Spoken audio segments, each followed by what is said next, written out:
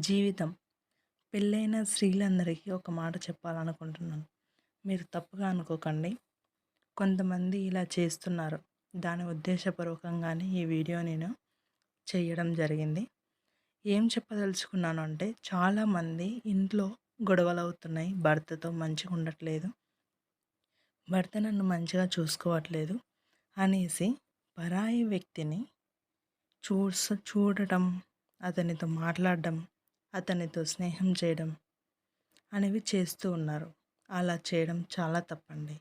ఎందుకు చెప్తున్నానంటే, ఎప్పటికైనా సరే మనం బ్రతికి ఉన్నన్నాళ్ళు మనకు తోడుగా ఉండేది మన భర్తనే.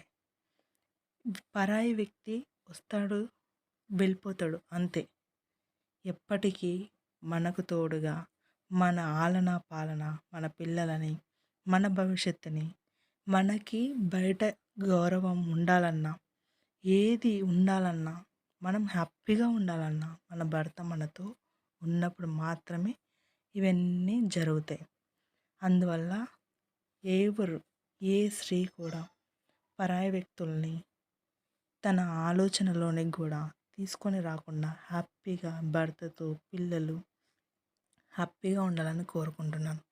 ఎందుకు ఇది చెప్తున్నానంటే, వాళ్ళు ఎప్పటికీ మనకి లైఫ్ లాంగ్ తోడు ఉండరు.